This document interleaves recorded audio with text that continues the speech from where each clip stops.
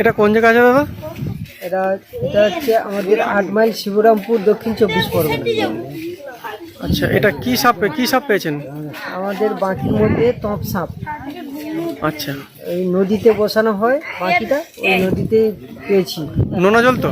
হ্যাঁ, নোনা জল, নোনা জলেই পেয়ে গেছি। মেরে দিলেন না কেন? এই মেরে দিলে ওটা হচ্ছে মারা যাবে, সমস্যা হবে, ওই জন্য বন দপ্তরে ফোন করে ডেকেছি যাতে জীবনটা থাকে ওদের ভালো। আমরা শিবরামপুর 8 মাইলে এই মুহূর্তে দাঁড়িয়ে রয়েছি। স্কুলেই ছিলাম, সেই অবস্থাতে চলে আসা, কোনো কিছু নেই, ফ্রি হ্যান্ড রেস্কিউ করতে হবে। আমার পাশে দাঁড়িয়ে আছে তারকবাবু। তারকবাবু খুব আগ্রহী মানুষ এসব ব্যাপারে। উনি প্রথমে আমাকে ফোন করেছিলেন, ওনার ডাকে মূলত আসা।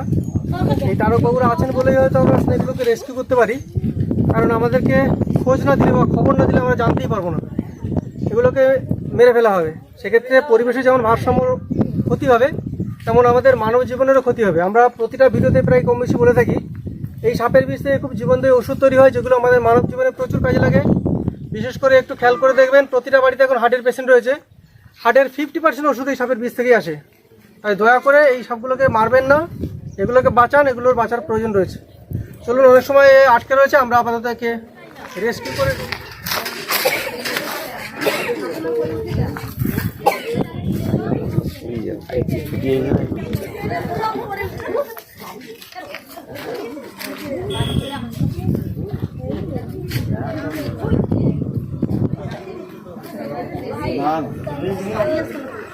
মুখ খোলার কোনো কারবার নেই।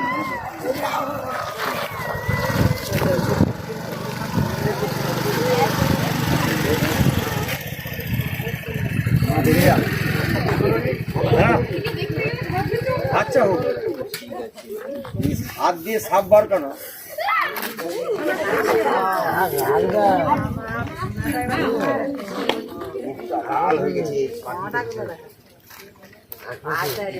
আগুনে নিজে থেকে টান দিচ্ছে, কত ক্ষমতা পারবে।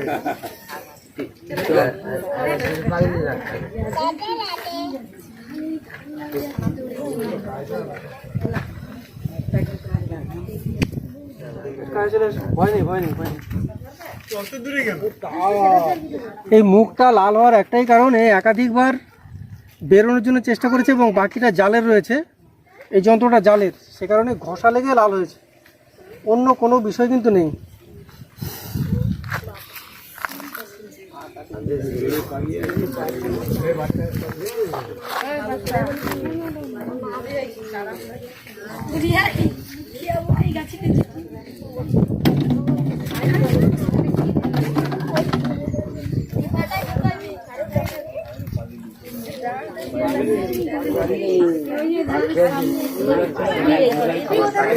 সেদিকে পাট খুলে হাঁটে, পাট খুলে ঘুরে বার করা। একটা সুন্দর একটা ছবি বলেছে।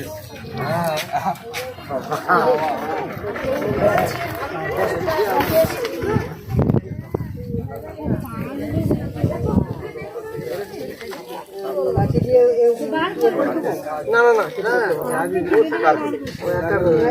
মুখ আছে না, একা বেরোবে।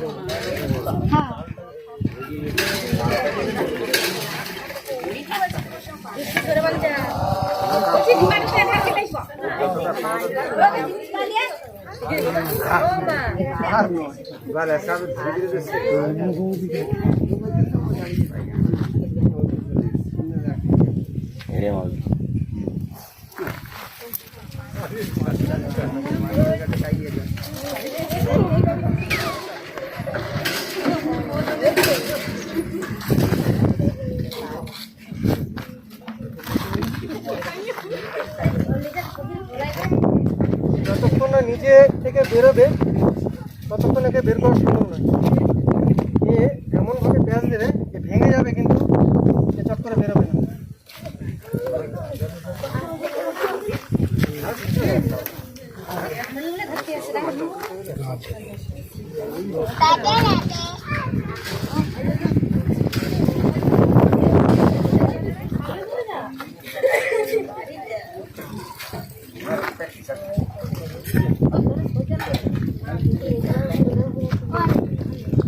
এটা একটা মনোক্লিট কোবরা রয়েছে, যার বৈজ্ঞানিক নাম নেজা কেউটিয়া, অবশ্যই নিউরোটক্সিন বহন করে।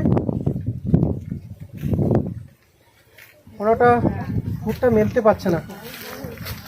চলুন আমরা আপাতত একে কৌটোজাত করে নিই।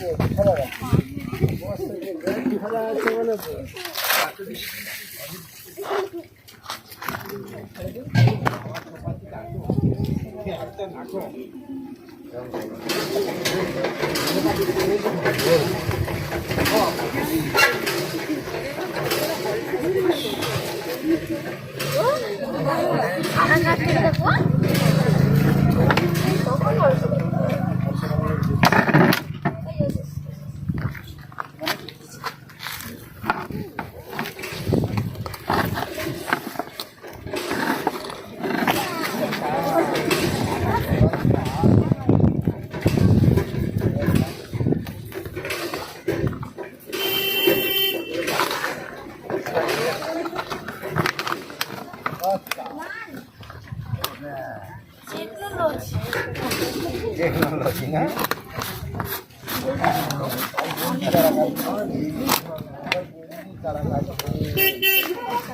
চলুন আবার কোনো অন্য ভিডিওতে দেখা হবে। ততক্ষণ অবধি আপনারা সুস্থ সচেতন থাকবেন। টাটা।